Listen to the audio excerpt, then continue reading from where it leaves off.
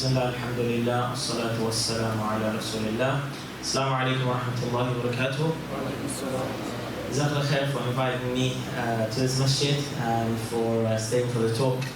I was at this masjid a very long time ago, I think maybe 10 years ago. I came to do a presentation on Islamophobia, and that was before the masjid renovation. So I only remember it as this small masjid, and I think it was like blue carpet, maybe, if I'm correct, I'm not sure, but green carpet, yeah, okay. So yeah, mashallah, it's completely changed, looks much better, looks much nicer, accommodates so many more. Alhamdulillah, it's great to see that things are growing. So my name is Shoaib, and I'm here to talk about homeschooling. Now I have a question for everyone. Who thinks that by the end of today's presentation they're going to be an expert at homeschooling?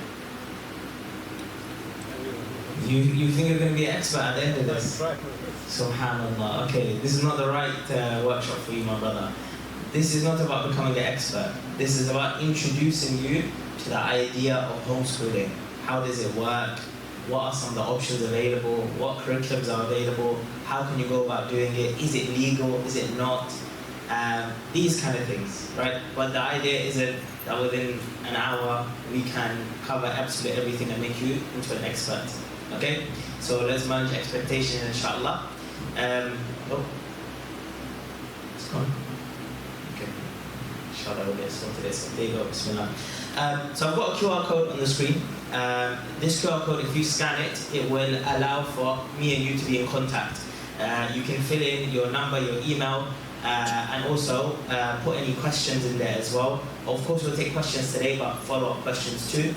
And the presentation slides can get sent to you if you scan that as well as all the resources that I mentioned as well. So definitely, inshallah, do scan that, and then it will pop up towards the end of the presentation as well. But I'd like everybody, inshallah, to stay connected with me and to, inshallah, stay connected with the tools and the resources that I provide. So let's firstly go through who am I, what are my credentials, why am I standing in front of you? Am I just some random bloke who's just here? Alhamdulillah, I'm the head of the Islamic department of an online Islamic school called Reed Mental School. I'm a trustee of Watford Islamic Centre. I also am the director of a Muslim marketing agency. I'm the founder of a podcast called Dadhood, where I interview Muslim fathers. And previously I've worked, like I said, in an Islamophobia organisation called MEND, which is how I found out about this masjid. I worked in Islam Channel as a producer. I also worked as the head of UK for an app called Muslim Kids TV, which is kind of like a Disney Plus or Netflix, but for Islamic cartoons. I'm also currently building a homeschooling app as well. So if you want to know more about the app when it's ready to release, inshallah, I can send that to you. If you scan that QR code, that will come up later, inshallah. But most importantly, I'm a homeschooling dad myself, alongside, of course, my wife. We do homeschooling together, and we have been doing this for the past 5 years. So today is more so about my experiences over the past 5 years. Yes, there will be certain things that I will be more biased towards, that I will be recommending more because it's worked for me, but that doesn't mean that that is a solution for everyone. Neither is homeschooling a solution for everyone, and we'll be going through that as well.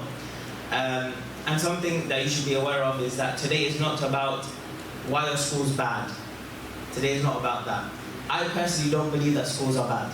I'm not one of those who is here to say, you know, it's terrible, get your kids out, and, you know, it's wajib for you to remove them from schools. I don't have that opinion. Yes, I have some negative things to say about schools, but I have many positive things to say as well. The same way that we all say pros and cons about everything in life, right? I'm sure even in this masjid you'll have pros and cons about, but you're still going to come here and you're going to pray, right? So there's a balanced approach to this. So we're not pigeonholing ourselves in one way or the other. Now, I would like to ask everyone here, why do you want to, or why do people generally homeschool? What are the reasons why people turn towards homeschooling? I'm going to take a few opinions, inshallah. Yes? Do you want to expand on that a little bit? You don't know what their friends are and probably they influence more from their friends. In school? Okay, so the brother said that there are bad influences in school and you want to know who the friends are, and so you won't know what kind of influences your children have, and therefore you might therefore homeschool, so they are taken away from that. Okay. Anybody else want to go for it? Yes. So basically, to protect the family values, Islamic values, to protect these things as a Muslim. Okay, so maybe people choose to homeschool because they want to ensure that their children have Islamic values in the household. Parents can pass that on more easily, maybe when children are more attached to the parents rather than being in school. You had your hand up? Yeah. Building on his point is not just friends, but also what they learn at school. The parents don't know much about what they're learning until it's too late. Maybe they put in a certain mindset that's against Islam. Okay, good. So one of the reasons the brother brought up is that maybe there are bad influences not just from friends, but from the curriculum that's taught. Maybe they teach things that are against Islamic values. Yes, brother? They're teaching absolutely against Islam. Okay. So many things. Yes. So maybe they're teaching many things against Islam, completely against Islam, and now you have to protect your children from that. Okay, anybody have anything else to say? Any other reasons you want to give? No? Yes, one more. God. One of the main things that has recently come up was the LGBT stuff. Okay. And people are Yeah. very much. Okay, great. So the brother said that there are values that are being taught in the schools, for example, LGBT narratives, making that normalized. And so protecting your children from this. You have one more? Other one is basically faith-related context is now totally gone from the schools. Okay. And even the faith schools, like Christian faith schools, they also compromise about faith-related things. It's not actually going anymore because it used to be more established that faith school actually, at least they talk about faith things. Right. So the brother is saying that in schools there's a less focus on religion and faith and even just general mentions of God, and it's become very secular. And so to protect our children from that as well. Okay, so look, here's some reasons that I put there. It's not exhaustive, there may be more, but these are many things that you've said. Number one, the tarbiyah can be in your hands if you choose to homeschool your children, right? You can shape them with certain values from the deen and from your own family values. Time together, that's something that nobody really mentioned. But if you want to keep more time with your children, you drop them off at school 8, 9 o'clock, you pick them up 3, 4 o'clock. How much time, maybe send them to madrasa in the evening or a sports club or tuition. How much time do you really have with them, right? And your children are going to be children for a short amount of time, then they're going to be adults, meaning that they're going to be adults for much longer in their life than they're going to be children, right? And so keeping that connection with your children whilst they're young. One-to-one learning, okay? Schools at the moment, it's 30 children in a classroom, usually. And this may not allow for the child to develop to the best of their academic ability, because how can a teacher cater for every single student when they're taking care of 30 students and they're dealing with behavior management and they have to stick to a particular curriculum and they can't just focus on that one child. But then reducing that to a 1-to-1 or 1-to-2 or even 1-to-3 setting, depending on how many children you have, it becomes a lot more easier to give that child that true learning experience. Personalized studies is another one that wasn't mentioned. Maybe your children are interested in a particular thing. You can now dive deeper into that particular subject or that particular interest, and you can give them allow them to explore that, right? Allow them to explore that interest and that keenness that they have. Freedom to travel is one that wasn't mentioned, right? Maybe you as a family, you want to go on Umrah outside of the holiday times because it's cheaper. Rather you're going to pay 2-3 times that amount just because you can't pull them out of school and you'll get a fine. So maybe you want to take them back to your own home country for a certain period of time, but you don't want them to lose out on their education, so you turn towards homeschooling, okay? Or maybe you are a remote worker and you want to relocate, okay? And therefore you turn towards homeschooling. Away from bad influences is mentioned a few times. Maybe there's additional needs that your children have, right? Maybe they have special education needs and the school cannot cater for that in the best way. But you as the parent, okay, you know your child best. And so you know how to help that child to learn depending on what their educational needs are. And maybe it's just simply that there's a child who's unhappy in school. Now I don't mean from the angle that they are lazy I don't want to go to school, I don't want to wake up in the morning, I don't want to do homework. But I mean, they're genuinely unhappy. Maybe there's bullying going on. Maybe that environment of being around so many children and being in that routine structure is disturbing for that child. Each child has their own personality, and maybe that's just not something that they can do, and they're not flourishing in that environment. And maybe by taking them into a different academic setting, they could be flourishing, right? So these are some of the reasons why many people homeschool, and we should, if we haven't thought about these, expand our minds to some of the reasons that homeschooling could be beneficial. But this doesn't mean that now it's beneficial for everyone. You have to look at your own circumstances. Are you in a single parent household? Okay, how are you then going to balance your work and keeping the children at home and educating them? Are you in a situation where you are not confident in your ability to educate your children? And so therefore it may be better, rather than pulling them out of school, away from teachers who are now qualified to educate, have gone through PGCE, have got a QTS, a qualified teacher status, and you have nothing. You don't have further education, or you don't even have to have further education. We're going to get to this. You don't have to be an expert teacher, but I'm saying you don't even have the confidence to teach them. But because of other reasons you pull them out, this may not be beneficial for your child. Because it would be a loss for your child that they wouldn't be able to then progress academically and with the right intelligence. So it might not be for you for that reason. It might not be for you for financial reasons. Homeschooling, we'll come to the costs in another slide. It's not that costly, but whatever the cost is on you. It's not on the government, okay? And so maybe that's not appropriate for you then. So there could be many reasons why homeschooling is not for you. That doesn't mean now, therefore you're doing something wrong by leaving your child in school, okay? Because you know best why you need to keep that child in school. And regardless of what situation you're in, whether you want to homeschool, whether you want to send them to school, whether you want to send them to Islamic school, whether you want to send them to a boarding school, or even a private school, whatever type of education you want to give them, the attitude from the parent has to be the same. The attitude from the parents, you have to be on a level 10 of fear over your child, right? When I say fear, I don't mean you're scared for your child. I mean that you are always overseeing their education. Why? Because you are the primary educator. At the end of the day, Yawm al-Qiyamah, Allah subhanahu wa ta'ala is going to ask the mother and the father what they did for their child's tarbiyah. He's not going to be asking Miss Caitlin or Mr. Jones, what did you do for that child, right?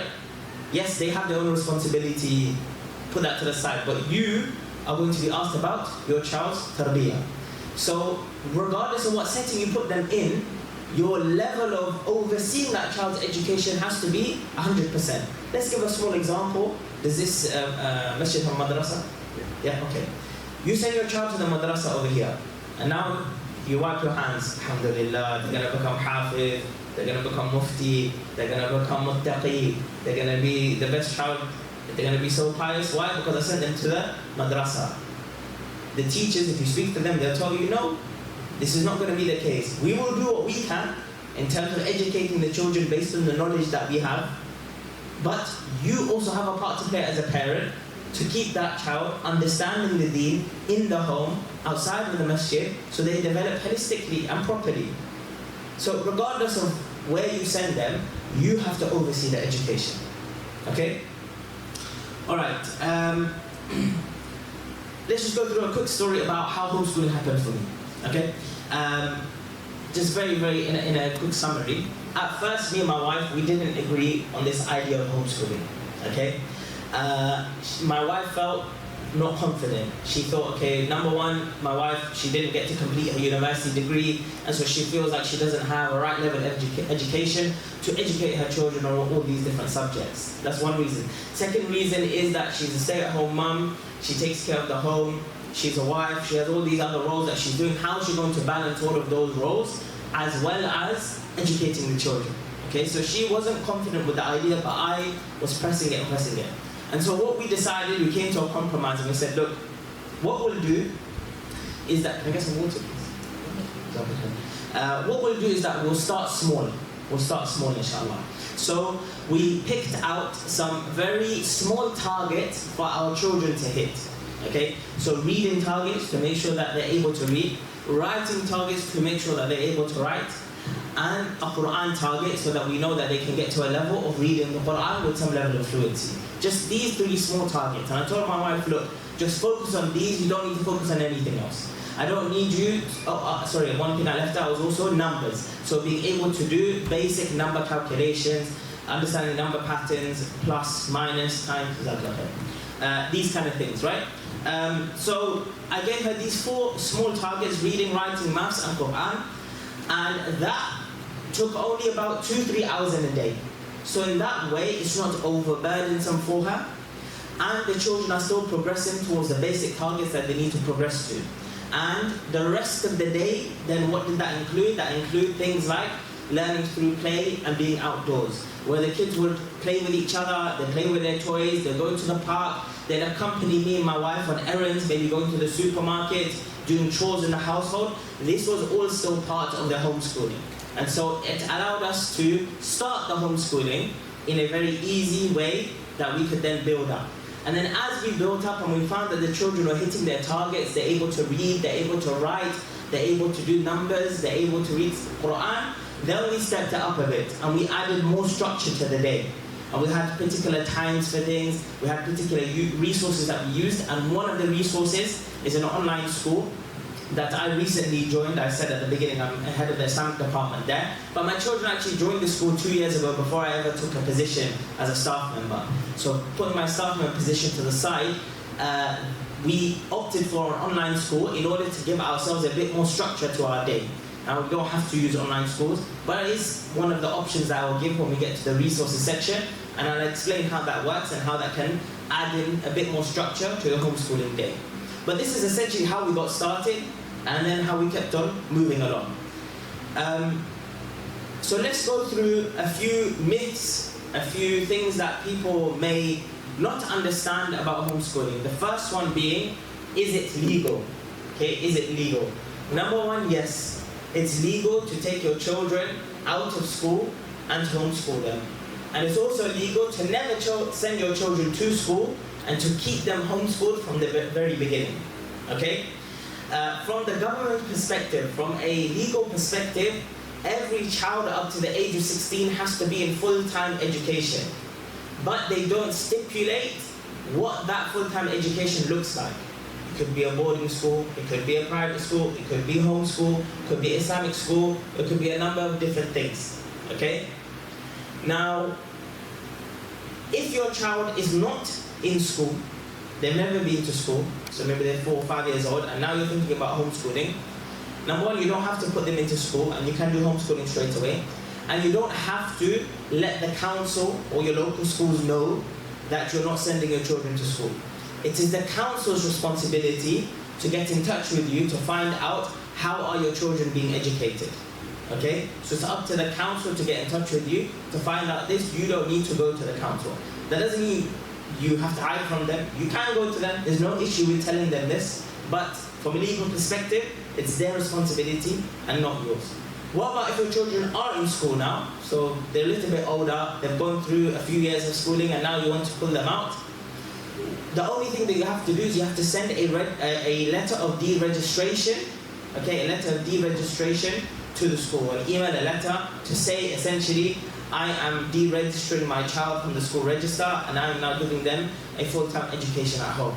Now, dependent on the school, legally they can't reject this, but they can add some barriers. So for example, they can say that first we need a meeting from you in order to process this through.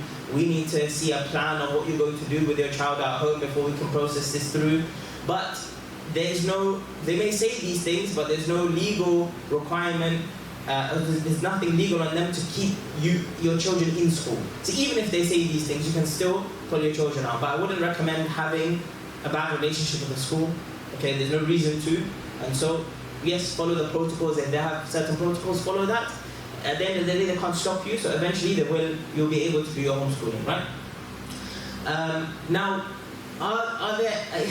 has anything changed this year? Yes. So there is something called the Children's Wellbeing and Schools Act, which came into place this year and is slowly being rolled out to many different councils. Okay? So the main thing is that there will now be a homeschooling register. So prior to this act coming in place, there was no legal requirement for the council to, to have this data, this information of families in their borough that are homeschooling. Now they have to collect that data. Okay, they have to collect that data. However, different councils will do this in different ways. Some are much more strict, and as soon as you haven't sent your child into school, and that's flagged up now that this child from this family has never been into school, they will contact you straight away. Or as soon as you put a letter of deed registration, they will contact you straight away. Okay? Some councils are very strict like that. Others are not so strict and they may take some time. As an example, I live in Watford and they've never asked me about my children. I don't know at what point that they will, but it seems to be that they are not so strict on collecting this data. Okay? And some councils may even go a step further and ask you to provide a plan of how are you going to be homeschooling your children. Okay, so it's always a good idea that if you do decide to homeschool your children, that you have a rough plan available on like an A4 paper or on a document on your Google Docs or whatever you use, so that you can, if the council ever asks you, you can send them this and you can say, look, this is my plan, this is what we do during the day, during the week, during the month. Okay? Obviously, what I mentioned at the beginning is that there is no funding. Okay, there's no funding for homeschoolers. So you can't now claim school meals. You can't now claim various different things that you may claim if you send your children to full-time educational schools. All the costs, the trips, the stationery, the books, the textbooks, uniforms if you want to do that, right? All of these things, they're all, the cost is all on you. Okay, the cost is all on you. But again, we'll get to costing, it's not really that much. Okay, what are some other myths that people will tell you? Okay, what are some other myths that people will tell you? And we'll go through this step by step, inshallah. The first thing that they will say is that your children have no social life. Okay, you will not be able to socialize your children if they're homeschooled. Another thing they'll say is that parents, you must be, somebody will come to you, why are you homeschooling your children? You're not an expert, you're not a teacher, you don't have a degree, you don't know how to educate your children. Another thing someone might say is, are you ready to homeschool your children the whole day? You're pulling them out of school and now you're going to have to replicate school at home. Okay, you're going to have to teach them from 9 till 3.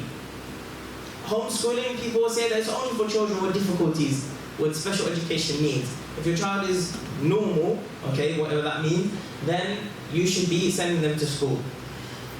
Your children won't be able to sit exams and therefore they can't reach university. People have this myth as well. And lastly, that it's far too expensive to homeschool. You have to be very rich to be able to do it. Okay? So let's go through these things one by one. Sorry, my slides are a bit messed up there. So, okay, socialization. Okay? Now, when somebody says your children aren't going to be socialized if you don't send them to school, what are they really saying? Let me ask you, is socialization, complete understanding of child socialization, is to be in a classroom with other children of their age for the majority of the day? Is that all socialization is? What do you guys think? Yes? No? No. Hands up for yes. Hands up for no. Okay, right? Socialization is much wider than that. Okay? Much broader than that. And so when people bring this idea that your children won't be socialized, we need to understand what they actually say. Let's not get bogged down by their definition of socialization, and let's look wider. Okay? What are other ways that your children can be socialized? Number one, that they can actually join many other groups, homeschooling groups. You may have them locally, you may have to travel a little bit, but they can find other homeschooling families that they can connect with. Okay? They don't have to be in school to find other children that are of their age or even older or younger than them, where they can chill out with them, socialize with them, speak to them. Okay? So there are homeschooling groups, there are sports clubs, there's a madrasa, there's many other situations where your children will be able to make friends. Another level of socialization is being in general society. The children who go to school, okay, they are going to be in a classroom or in a building for the majority of the day with people of their own age.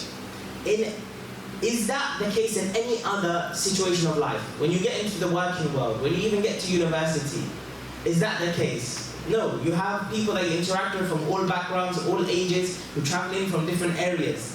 And so homeschooling children actually get that from the beginning. when they go to homeschooling groups, or they accompany parents to go out on different outings and to do different things, they come across people who are elderly. They come across kids who are maybe 2-3 years older than them, that are younger than them. Those who have special education needs, those who don't. Those who come from Muslim backgrounds, non-Muslim backgrounds. Those who come from various different countries and areas. They actually get exposed to a wider culture than those who go to school. Okay? And that's another level of socialization. And then we also need to ask ourselves that is it necessary now for children to be socialized through their peers? What if children are socialized through role modeling from their parents? And they were with their parents majority of the day, and they can see how their parents behave and how their parents speak and how their parents do things during the day, and they could model themselves through that, rather than modeling themselves by what their peers, the kind of words and language that their peers use, and the things that their peers are interested in, right?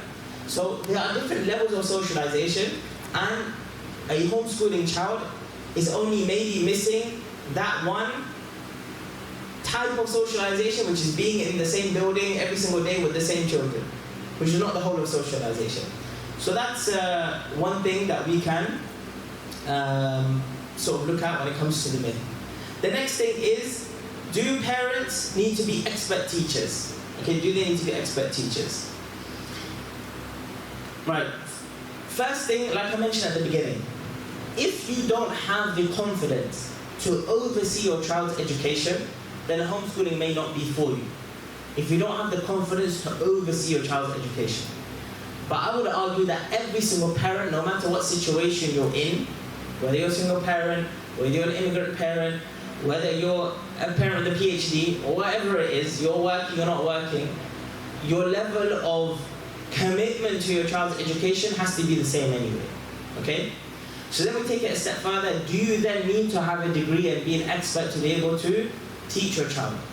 Well, there's obviously a level that pretty much any parent can teach when it comes to reading, writing, and simple number pattern. But if we go further than this and we say that there are other subjects that a parent doesn't feel confident teaching, doesn't have the expertise, doesn't have the knowledge, then there's no reason why you can't outsource. There's no reason why you can't outsource, okay? And to understand this better, we need to actually remove this word of homeschool from our vocabulary. The word homeschool doesn't really make sense, okay? And maybe I should have said this at the beginning, but if you think about the word homeschool, what it does is that it makes you think, I have to bring school home. I have to bring school home. However, when we go through the different curriculum options that I'm going to show you, you will see that actually homeschooling isn't just about bringing the national curriculum that is taught in schools into your home. Neither is it about making your children sit at a desk for 5-6 hours of the day. And neither is it that you as the parent become the teacher of your child, okay? So when we think about homeschooling, we have to expand our thinking. That it's not just about being in the home. It's not about copying the school day. It's not about copying the school curriculum. Actually, it's much, much wider than that. And so what you can do is you can outsource that teaching in areas that you don't feel comfortable teaching yourself, right? The same way that you outsource Qur'an learning to the madrasa. The same way you outsource learning how to swim to a swim coach. The same way you outsource learning how to play football to the football coach. You can outsource this type of learning as well. But that doesn't mean, like we said, that you wipe your hands of the responsibility. If we take an example of our past, Umar bin Abdul Aziz, he was one of the leaders of the Muslims, grandchild of Umar bin al-Khattab radiallahu anhu. And when he was the state leader, he has so much knowledge of Islam, right? He has so much knowledge of the Qur'an. But what did he do? He probably has so much knowledge of archery and all these other things. He outsourced. He's the head of a state. He doesn't have time. And he outsourced. And he gave a Qur'an teacher to his son, and another archery teacher to his son, and a swimming teacher. But what would he do then? Did he give it to that teacher and say, that's it? No. Even though he's the head of the state, every so often he will go to these teachers and he'll ask them, how's my son doing with Qur'an? How's he doing with swimming? How's he doing with archery? So the same thing that you would do when you come and you drop them to the madrasa, you should speak to the teachers and ask them, what did they learn today? Is there anything that I can do to support my child's learning at home? The same way when it comes to homeschooling, if there's something that you're outsourcing, you are taking responsibility for that outsourcing, right? So you don't have to be the expert. You can still give your child a homeschool experience, but you can outsource to tutors, to online schools. There are many other resources that we'll be going through as well. Okay? And maybe this is a good chance for me to go actually through the curriculum and the resources. And we'll come back to some of the myths. So what are some of the curriculums that are available? By the way, you can take pictures of any of this, and like I said, if you scan the QR code that I'll bring up at the end, I can send you all of these slides as well, okay? So you have various different options. The national curriculum is what is taught in schools. You can find the full national curriculum with all of its learning objectives for each and every single year on the government website. Okay, if you want to go down that approach, that's great. And you can adjust that how you want if there are certain things in there that you don't agree with.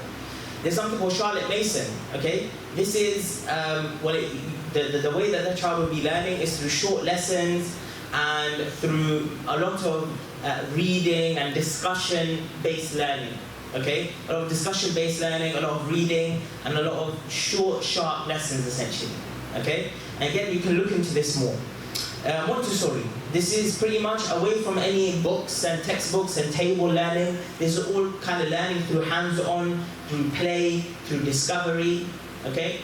You have another one which is child-led or unschooling. This is the complete opposite of school, where school, it tells you what curriculum to do, how your children should progress from year 1 to year 2 to year 3, what level they should be at, okay? Whereas this says, scrap all of that, whatever my child wants to do, we'll follow those interests and we'll go through that way, okay?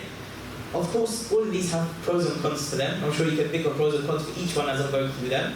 And then you have online schooling, which is something that I have opted for, but not completely. We've done a hybrid between online schooling and essentially Montessori, you could say, where the online school is essentially that the child is at home and they can get a school-like experience online. So they have real qualified teachers, they have a curriculum that they go through, they have assessments, they have reports, parents' evenings, etc. But everything is done through online, where cameras are on, you can see the teacher, you can see your peers, okay? So it's kind of embodying the school curriculum and the school sort of, setup and structure, but it's at home and it's much more reduced. The hours in the day are much more reduced. And then you have what is custom, which is kind of what I did at the beginning, if you remember, is that I just chose a few targets and I told my wife, just follow these targets and then we'll structure things as we go along. So this is something that most people do, is that they find what is good for their children, what do they want their children to learn, and they find the resources maybe online or through the library or through the list I'm going to show you, and then they create a system for themselves and they follow that through. So the point being is you can look into all of these approaches, and there are a few others that I haven't included, but you can look into them and you can choose whichever one you want, or you can customize them. Meaning, the point being from here is that homeschooling isn't just one thing. Every homeschooling family will treat their homeschooling slightly differently, okay?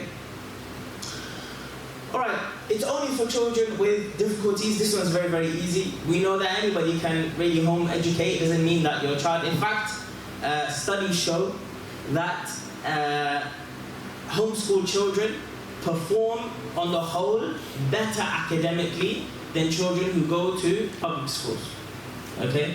So you find that these studies exist in the UK, in the US. I can actually send them to you if you scan that QR code. I'll send you some of the studies.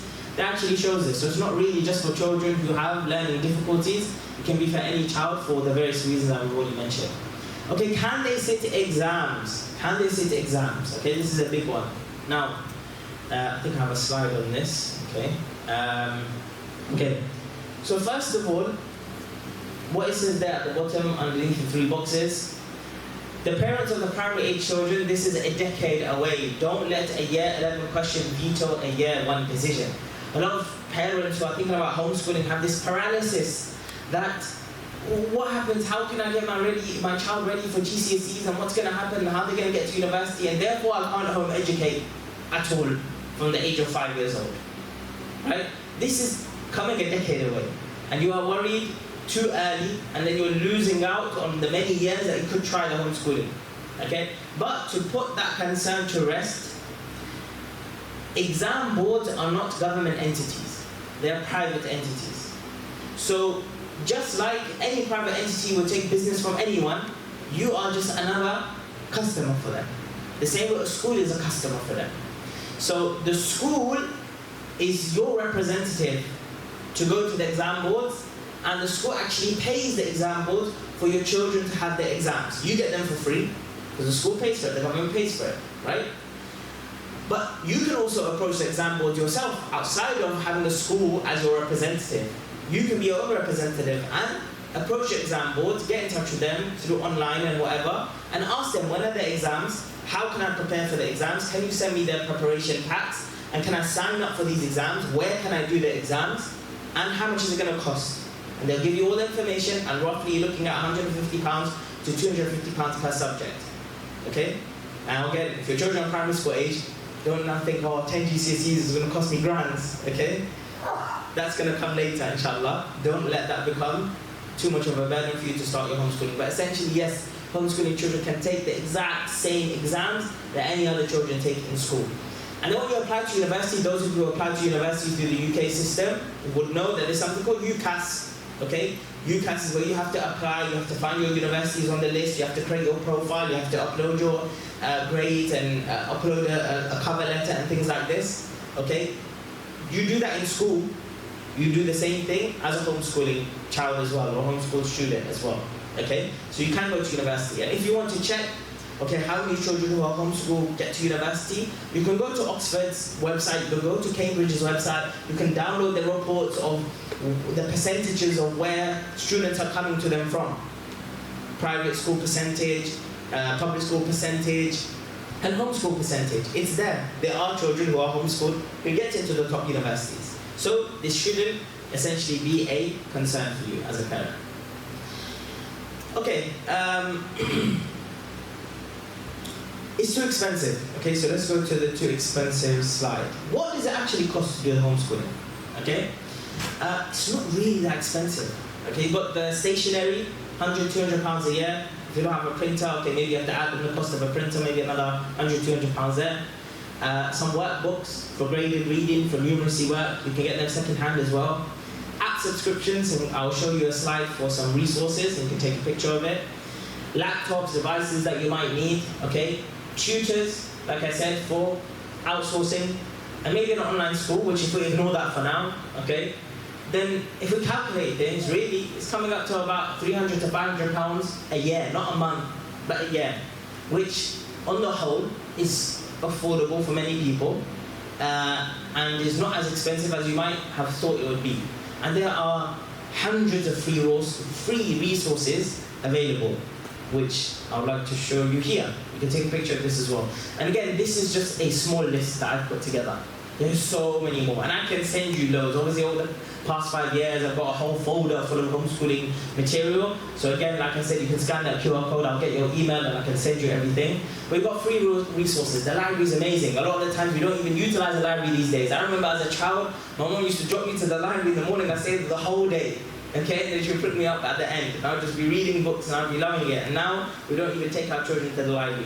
You've got online things like Khan Academy, Iman's Homeschool, which has Islamic resources, Facebook groups, Telegram groups, Instagram groups. There's so many out there. Then you have things you can pay for.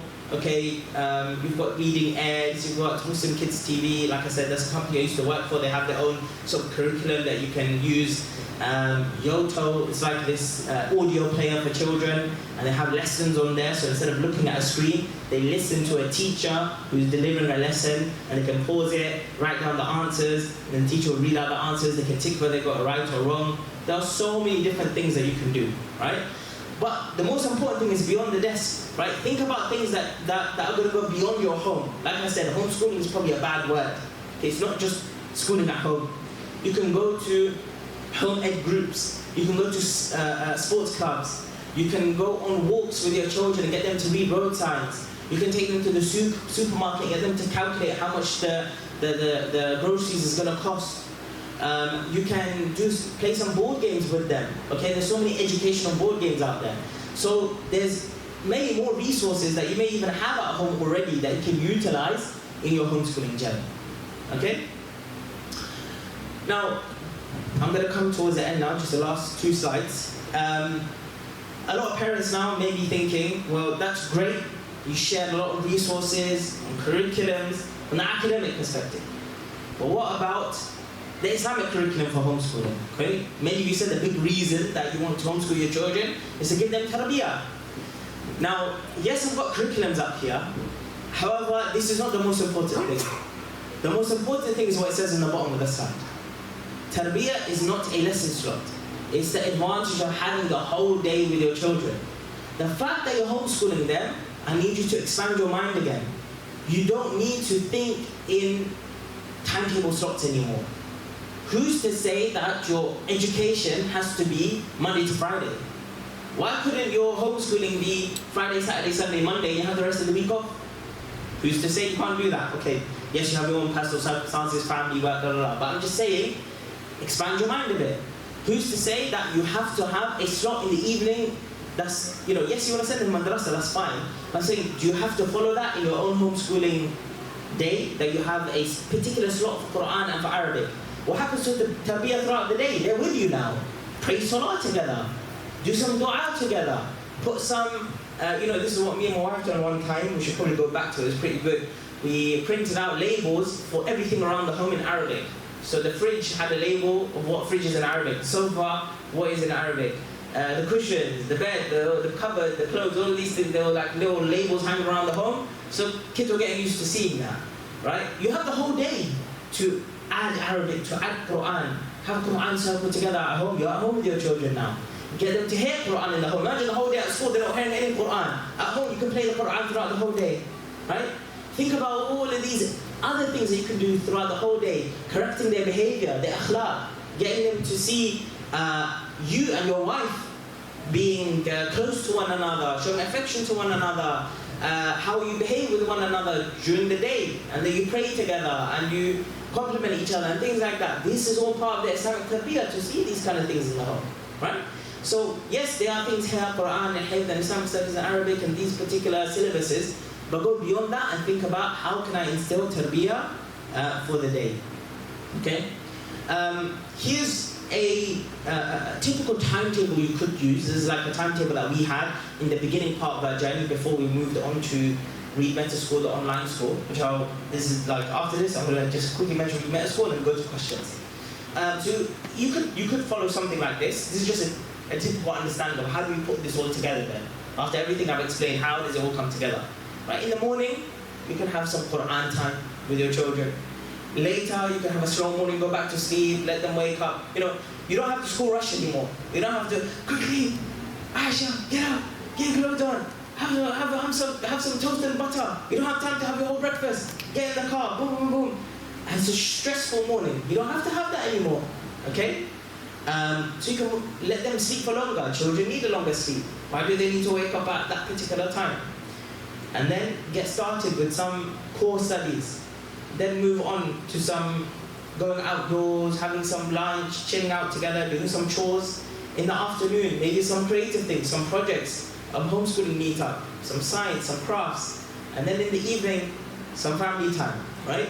And in total, throughout the whole day, the actual focus time, they're actually doing some academic work is only about 2 to 3 hours. But that doesn't mean that they're not being educated for the rest of the hours. Remember, homeschooling is not just sitting at a desk. Your whole day is education and tarbiyah for your children, even if they're not sitting at the desk and filling in a sheet. Okay?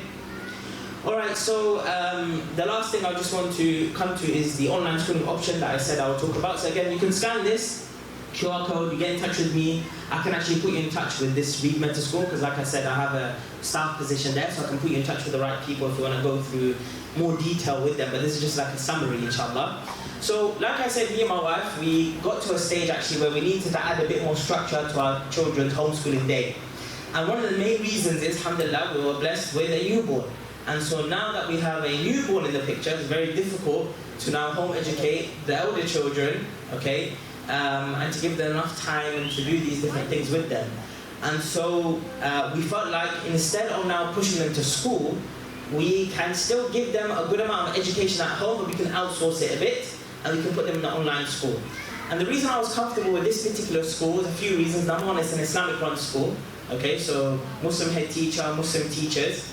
But beyond that, actually, is that in comparison to other online schools that I saw, they actually had a proper school setup. So the other online schools, what you generally find is they're like tutoring academies, okay? They brought an English tutor, they brought a math tutor in, they brought a science tutor in, and then you just hop to the different teachers. But there's no real structure to a school. It's just kind of marketed as a school, but it's not really in a school structure. So they're not, these are all like just separated teachers. Whereas this, it's an actual proper school structure.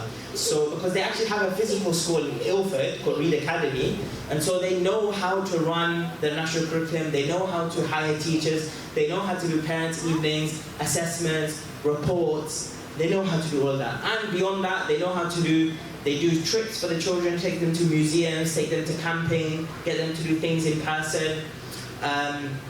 And they, you know, they have like extracurricular things as well. You know, World Reading Day, and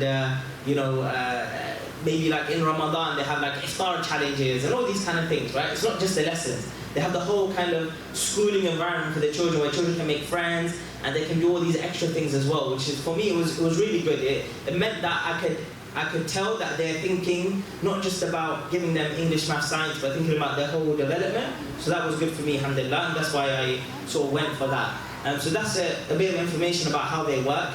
I've kind of mentioned that already. It's kind of like, you know, you go online on Google Meets, cameras are on, you have a timetable, go through all the lessons.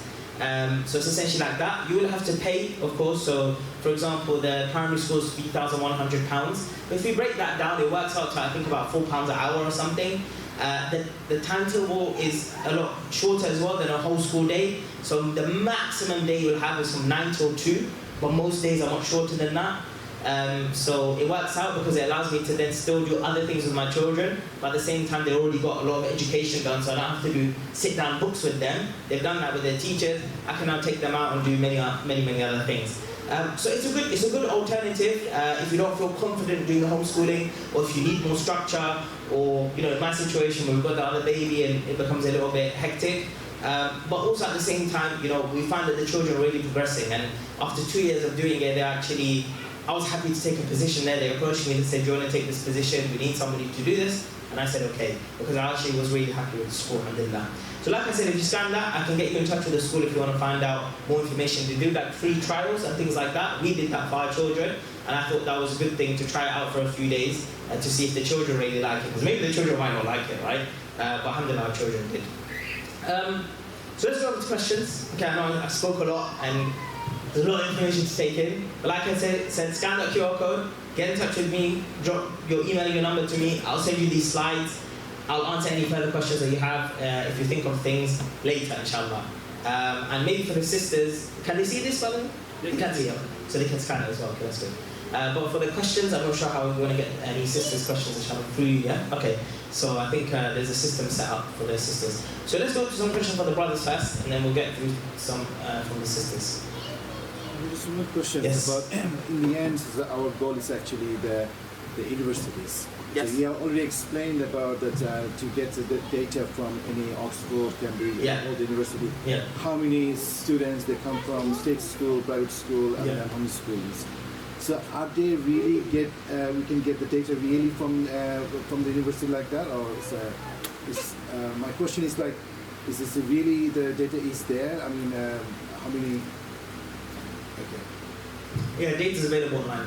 So they share their data. All universities do is share the data of percentages of where they're receiving students from. Do you have any examples of data? For any university been to find the data? Not off the top of my head. I wouldn't want to give you a random percentage. No, I can't remember the stats off the top of my head. But again, I can send this one to you. The data is available. Okay. Yeah. Because in the end, it's like, so if anyone wants to start from year 5 now, so they want to go to see where they can go the final stage, the highest challenge, and then the data is there, then they can actually admit themselves to get that level. Okay, I'm on maybe on that data at that numbers. I mean, the process would be exactly the same of them going through school, right? You would just get them ready for the exams that they need to do. So even if, let's say, the first 10 years of the child's life, you didn't follow the national curriculum, but later, once they're in year 7 or year 8, you now start following the national curriculum. That's more than enough for you to now start from there, follow it through so they're ready for the exams. But the best thing would be is look at what the exam is. So which exam board are you going for? Okay. Obviously the issue is that if you look too early, you can't, for example, if your children are going to take exams in 5 years' time, and you look at the exam requirements now, and you prepare them for that now, the exams are going to change in 5 years' time, potentially, right? So you can't look too early, but of course what you can plan for is the national curriculum, because all exam boards will be testing on the national curriculum. So you can follow that through, but you don't have to follow it from the beginning, because you don't have to get ready for GCSEs from the start. You get ready from GCSEs really from year 9, okay? And you just want to make sure that by the time they get to year 9, they have the academic ability to be able to take on the concepts to get ready for GCSEs. But do you have any numbers of homeschoolings nationally? There is data available. It's in the millions. It's in the millions. I don't know exactly, but it's in the millions. Yeah. Check. Anyone here? Because I've got the ladies. Okay, we'll go back and forth. We'll go back and forth. So let's take one over here. Two, the same question. One is, how are SEN students supported at school? I'm guessing it's the online. The online school, yeah. Okay. How do you remain competitive, and what is the approach to, mainly to with SEN children? So for SEN children, for particularly this Reed Mentor School, like I said, I'm part of the Islamic department, so I don't have the full picture. However, what I do know is that there is an SEN lead, okay, across the school, and the SEN lead will meet with any of the children or the parents that have children with special education needs, and they will help that child and that parent to understand what plan will be followed throughout the year, so that the child can progress in the right way possible. And you can have multiple meetings with this SEN lead, as many as you need in the year. And then what is happening is the school will, at the moment they don't have the capacity to do this yet, but the plan is that they're going to be employing SEN assistants within each classroom. But that is not there yet. So if that is what you're looking for, the online school doesn't have the assistants in the classroom yet. But they do have the overall SEN lead that can help with the progression of the child and the child's needs. Yeah. We'll go back over here. Yes. Well, clearly the studies confirm academically they do well, and in fact, many of them even now they teach in big university Cambridge. But the big thing, which is many of these people, all of them, they teach now in big university, Cambridge University. They live in little bit isolated, socially not great. Like the study which are not study from observation, most people. They are just to clarify, are you saying those students who study at Cambridge and Oxford? No, they teach now at Oxford, and they did academically well. Yes. To the degree that they teach in big universities. Okay, so they did homeschooling, they did really well, they're now teaching at these universities, but they are socially not great. Socially not great. That's the observation of many people, and they will argue academically the school not for academic only. Yeah. Academic for 20%, 18%, 17%. It's not only for teaching for life in general. Yes. That's the worry. When they go online, life different. Yes. Yeah. So this is again the concern about being socialized. So the argument, of course, look, even if you find a child that goes to school, a child that goes to school will also go through the same school as everyone else, and then children will come out different. Some will be very isolated, some will be very introverted, some will be extroverted, some will be great, some will not be great, okay? So there's obviously multiple factors to this. It's not just the fact that the child went to school or did the homeschooling. There could be multiple factors to this. And the same way that you might find a pattern in one way, we can look at data and we can find another pattern in another way as well, right? So the same way you might find a pattern that homeschooling children are a bit reclusive, we can also find a pattern that children who go to school, they also have this reclusiveness as well. Depending on multiple factors, where did they grow up? What school did they go to? What did they do while they were in school? What kind of interests and hobbies did they have? There's so many things that contribute to this that we can't just pin it down to that. Yeah. What pathways or options are there for students wanting to do GCSEs early, and that is to do with, I suppose, with your school and not? Yeah. So I think in the online school that we have, GCSEs can start early. So if the school identifies that the child is ready to take GCSEs early, that's possible, right? That's possible. So from year 9 is what they recommend, but could potentially be from year 8 as well if the child is academically gifted. When it comes to homeschool children, there's pretty much no barriers. So if the child is ready and you go to the exam board and the exam board can give you an assessment to see whether the child can take this exam, they can take it very early. There's no real age limit to it. You mentioned about the online school. Does that need to be 9 to 3 or does that one like typically online class? So the online school, the longest day, the days are kind of different on each day, but the longest day is from 9 till 2. But some days you have shorter than that as well. But they've been managed by the professional teachers. Yeah. So once they get an online portal, once they're inside that portal, all of their classrooms are there. So every time they'll have a timetable and they'll see, okay, 10 o'clock I need to join the English one. They'll go inside the English class and the English teacher will be there. I mean, if they're in the primary school, the same way that you send your children to school, they have one teacher pretty much for most of the subjects, the same thing that they have in the online school. Yeah, it's like that Google Classroom. So all their classwork is available on that portal, the homework is available there, everything is kind of in that portal. Yeah. And the second question is like, does the assessment happen apart from like a council or government, apart from the GCSE? Do they regularly check how the student or like child Who checks? by the council or by any government? So it depends on the council, yeah, like I was saying. So some councils may want to have frequent meetings with you once a year, once every 2 years to see how your child is progressing. They won't give them a test or an assessment, but they want to see like a log of what you've done with your children. But some councils will not even ask for this, okay? Like the only legal requirement from the council, which only came in this year, is they have to register the data that your child is homeschooled, and that's it. And even then some councils are not doing that. Back to sisters. I haven't got one, but what happens when the council come to you and you haven't got the logbook or you haven't been? Yeah. Can they do anything?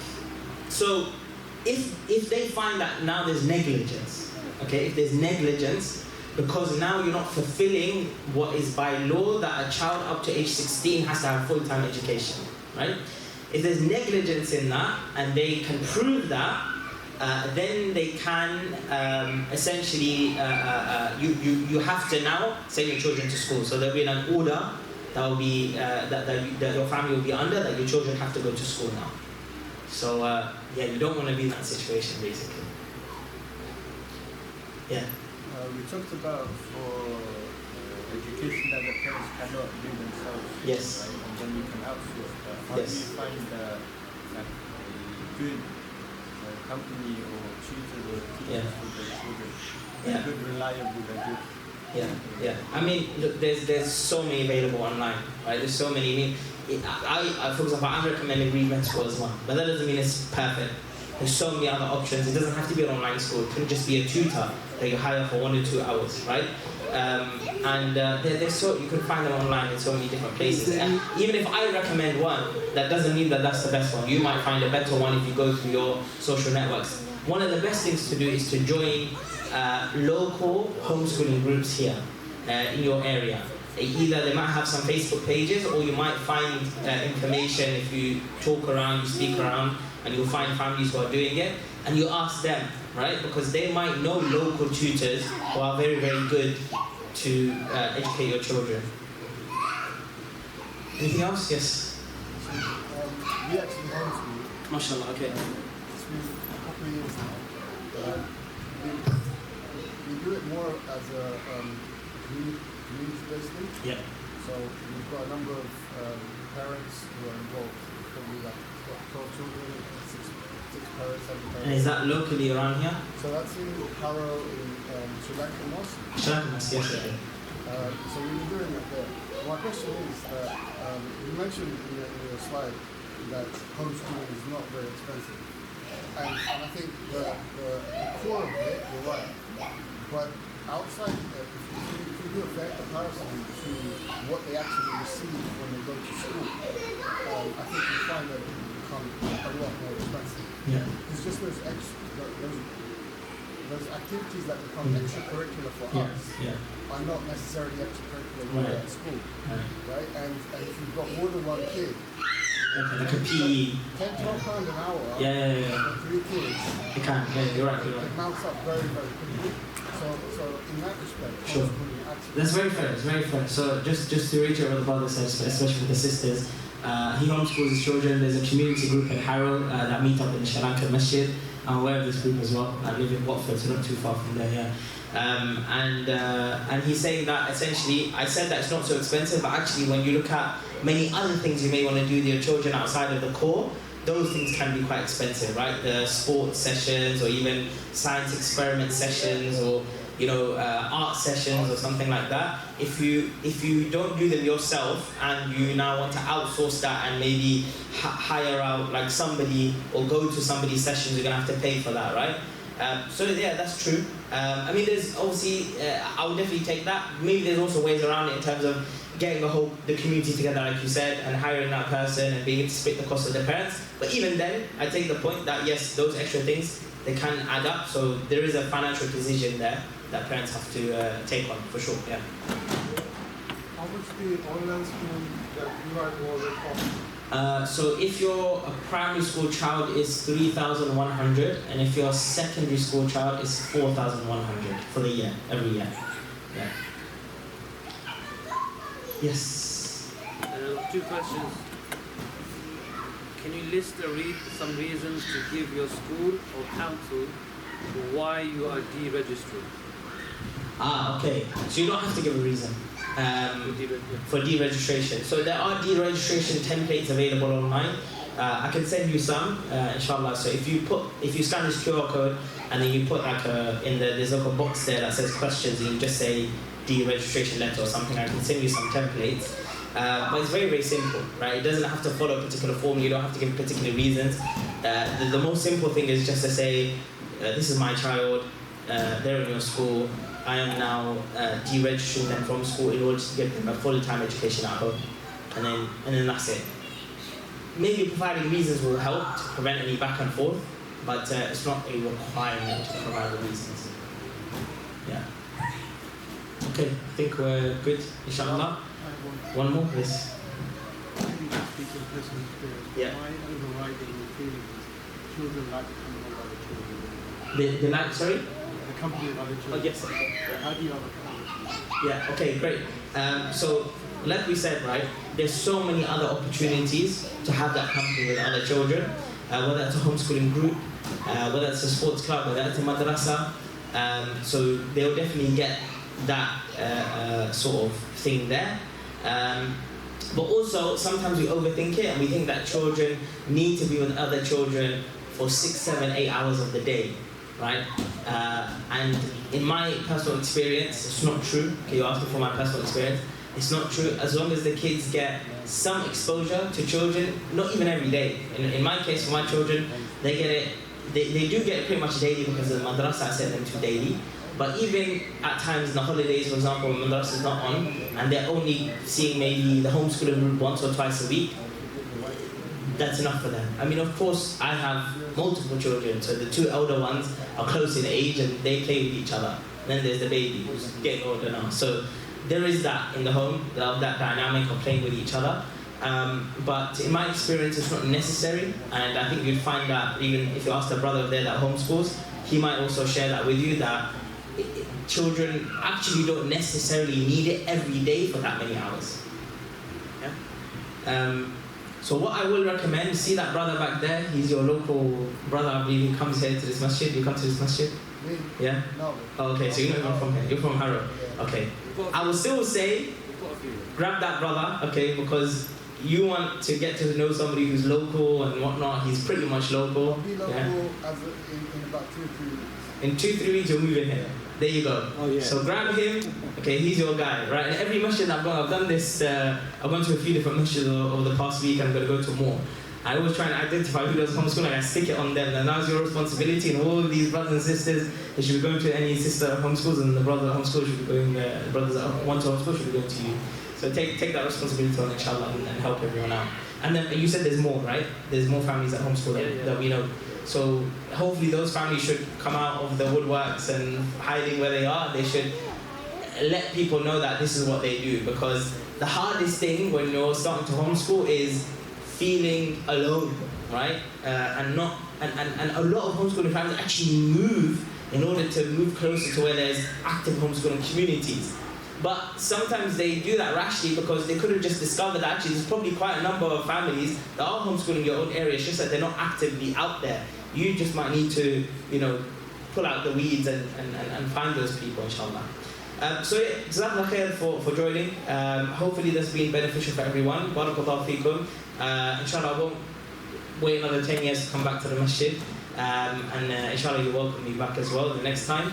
And don't forget to scan the QR code. Jazakallah khair. Assalamu alaikum wa rahmatullah.